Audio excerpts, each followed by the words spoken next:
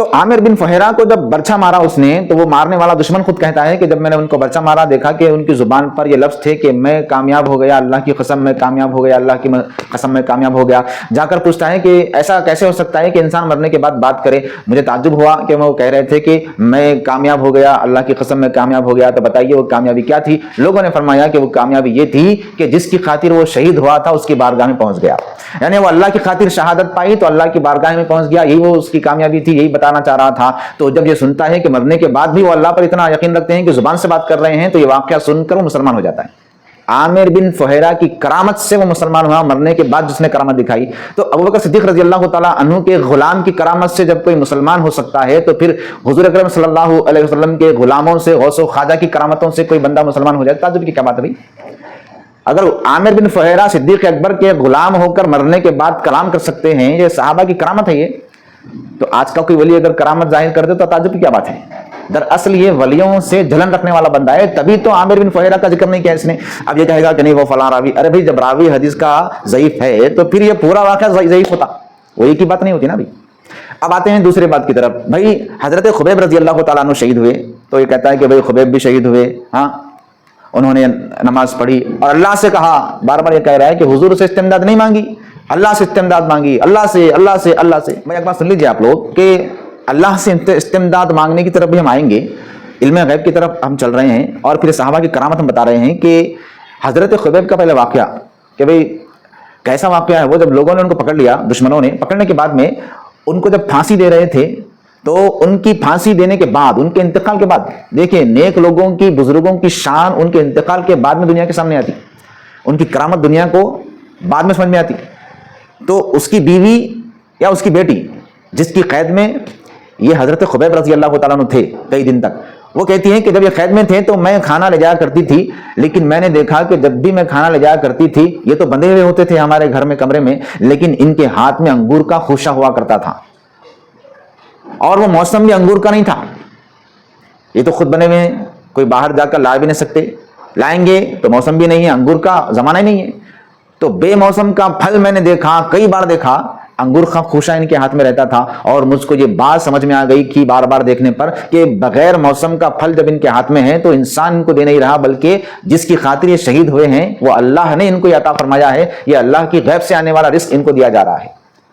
آج اگر کوئی ولی کے کرامتوں میں اگر آ جائے کہ ولی نے کرامت کی اور اللہ نے ان کے لیے انگور کا خوشہ بھیج دیا، تو یہ بڑا ٹھٹا اڑاتا ہے، بڑا مذاق اڑاتا ہے بزرگوں کا، ارے بے وقوف انسان۔ حضرت خبیب رضی اللہ تعالیٰ عنہ کے ہاتھ میں بھی تو غیب سے انگور کا خوشہ آتا تھا نا، صحابہ کی کرامت، لیکن یہ بتائے گا نہیں۔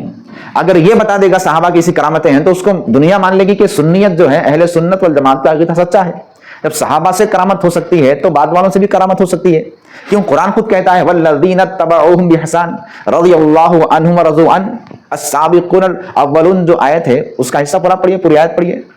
اللہ ان سے بھی راضی ہو گیا جنہوں نے اسلام میں سبقت پہل کی، اور اللہ ان سے بھی راضی جو ان کو فالو کرنے والے ہیں، یعنی صحابہ کرام کو۔ اولیاء اللہ وہی ہوتے ہیں جو صحابہ کو فالو کرتے ہیں، اور جو صحابہ کو فالو نہیں کرتا وہ اللہ کا ولی نہیں ہوتا۔ ایک بات ہو گئی، تو ان باتوں سے پتہ چل گیا کہ صحابہ کرام کی شان یہ ہے کہ وہ صاحب کرامت تھے۔ ہم کہیں گے ہمارے سنی علماء کو بھی کہ سنی علماء صرف غوث اعظم کے، غریب نواز کے، داتا گنج بخش کے، بڑے بڑے اولیاء اللہ کے واقعات کرامت کے طور پہ سناتے ہیں، لیکن ہم ایک رائے دینا چاہتے ہیں کہ آپ ان ہستیوں کے واقعات کو سنانے سے پہلے صحابہ کی کرامتوں کو سنائیے۔ کرامت کو کوئی رد نہیں کر سکتا، ان کی ایسی کی تیسی، صحابہ کرام کے حالات کو سامنے رکھ کر بزرگوں کی گستاخیاں کرتے ہیں بے وقوف انسان۔ سرکار مدینہ علیہ الصلوۃ والسلام پر جان نثار کرنے والے صحابہ، تابعین، اولیاء اللہ، یہ سب بزرگان دین صاحب کرامت تھے۔ کوئی کرامت ظاہر کیا انہیں؟ نہیں۔ اس کو جلن ہے بھائی، اس کو تو فتنہ ڈالنا ہے، اس کو فساد ڈالنا ہے امت میں کتاب و سنت کا نام لے کر۔ اب ہم آتے ہیں اس بات کی طرف کہ جس کا ہم نے ذکر کیا، استمداد، کہ 70 صحابہ میں سے جو صحابہ شہید ہونے والے تھے، تو ان صحابہ میں سے ایک صحابی نے حضور کو مخاطب کر کے نہیں کہا، ٹھیک ہے، ارے حضرت خبیب رضی اللہ تعالیٰ عنہ کی شہادت کا واقعہ پورا بول دے، ہم سنا رہے ہیں۔ حضرت خبیب رضی اللہ تعالیٰ عنہ وہ شہید ہیں جنہوں نے شہادت سے پہلے صرف اللہ سے درخواست نہیں کی تھی کہ میرا پیغام ان کو پہنچا دینا. یہ عرض کیا تھا اے اللہ میرا سلام بھی حضور کو پہنچا دینا. اور جب یہ الفاظ انہوں نے عرض کیے اے اللہ میرا سلام رسول کو پہنچا دے, جیسے ہی شہید ہوئے اللہ کے رسول کی زبان سے وہاں سے نکلا اے خبیب تجھ پر بھی سلام ہو. ادھر سے یہ سلام بھیج رہے ہیں, سرکار وہاں سے جواب سلام عطا فرما رہے ہیں. اسی لیے کہتے ہیں کہ نماز میں جب سلام بھیجا کرو نبی کو, السلام علیکم ایھا النبی, اس تصور کے ساتھ بھیجا کرو کہ اے نبی میں تم پر سلام بھیج رہا ہوں. جب نبی میں تم پر سلام بھیج رہا ہوں یہ عادت ہو جائے گی بندے کو کہ میں نبی کو سلام کر رہا ہوں, اے نبی تم پر سلام ہو, اے نبی آپ پر سلام ہو. جب یہ بار بار اس طرح تصور لے کر سلام بھیجتا رہے گا تو پھر ایک نماز ایسی ہوگی کہ ادھر سے بھی جواب آئے گا اے امتی تجھ پر بھی سلام ہو.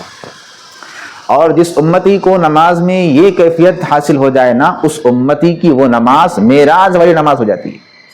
تو حضرت خبیب نے سلام بھی بھیجا نبی پر. آخری وقت بتایا کیا, اے مسلمانوں جیو بھی تو نبی پر سلام پڑھتے ہوئے, مرو بھی تو نبی پر سلام پڑھتے ہوئے. یہ صحابہ کا عقیدہ ہے بھائی. کبھی اس نے یہ بات کی, یہ حدیث بتائی نہیں.